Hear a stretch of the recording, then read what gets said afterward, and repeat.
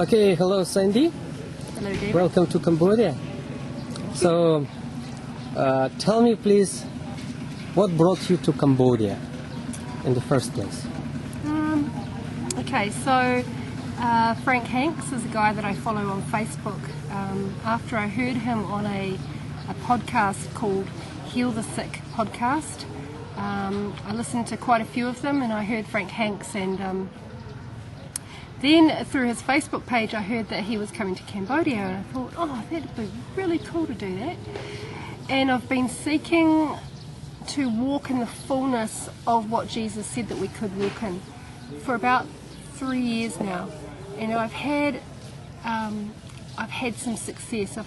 I've seen some really amazing things. I've seen Jesus touch people through my life and heal people through me as well, and it's been amazing. And so I wanted to know more. I wanted to fill in a few gaps and maybe ask a man of God who's walking in that some of his opinions and his ways of doing things, and so that's why I came to Cambodia. I see.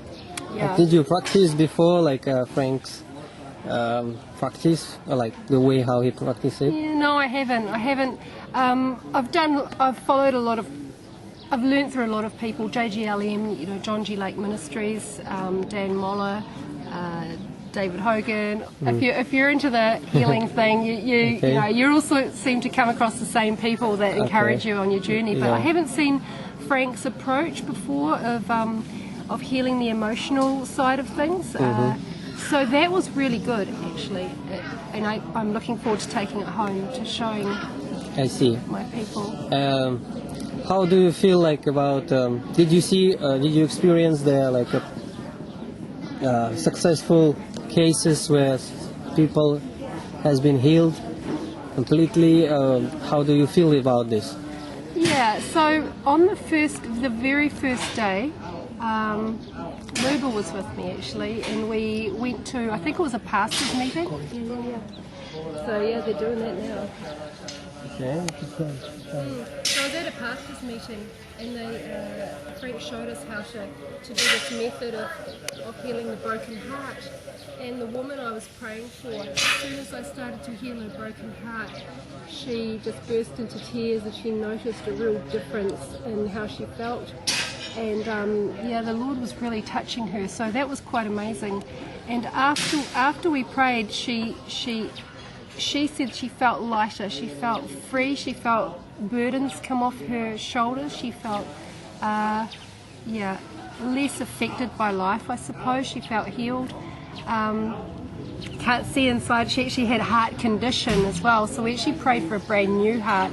You can't see inside her chest, but she noticed a change in herself. I've seen blind eyes, not necessarily for me. I prayed for a woman who had blurry sight, very blurry vision, and that became clear. It took maybe 2 or 3 times for that to happen, but yeah, God's been so amazing. Well, we've been amazing with God. Good. Yeah, and we've seen other miracles as well, like deaf ears open today. I just was next door to the people that were praying for the woman with deaf ears, and they were very excited. And we were like, "What's going on?" And she can hear. So it's been really cool. How do you plan to move this kind of experience forward in your life when you come back? Yeah, it's a good question. Yeah. I've been really challenged, and my mind has. My shift in my thinking has really matured a lot since I've been here, because it's not about what you see, it's not about, oh, I just wish I could do this and I wish I could do that. It's actually just doing it and believing what Jesus said about us. So it's just holding that mindset, holding on to the hope that he gave us, holding on to who he is in us, and then not taking no for an answer. And so that's what I've been really growing in. And also, how am I going to take it back to New Zealand? I don't know how it's going to be received back home, but I know that my family and we're going to be really doing this, not necessarily in the church, but out of the church. Okay. Yeah. And the last question, how do you feel about Cambodia, like generally the country, the people, the food? the weather, hospitality, and like, yeah. Yeah, okay, Cambodia. Yeah. It's really hot.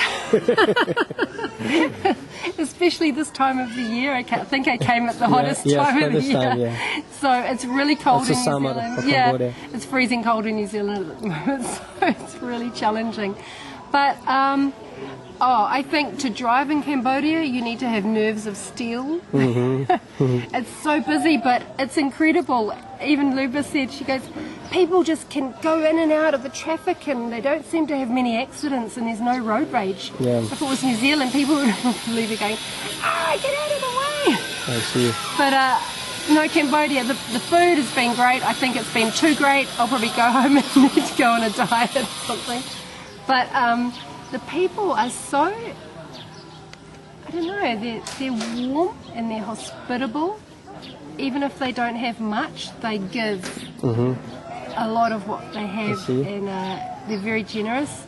The Cambodian Christian women I've met over here are on fire. They're not necessarily in a church, but they are burning up for Jesus. They are going for it, and it's really encouraging.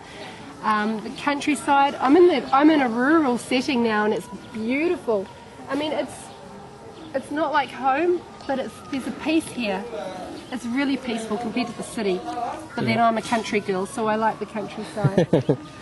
No, it's really nice. Thank you. Okay, thank you very much, Senji, for your short experience, like you share on the camera. And I wish you the great future for Jesus and in your personal life and your every step you will walk with Jesus and help others and stay happy like that. Praise the Lord. Amen. Jesus is King. Goodbye.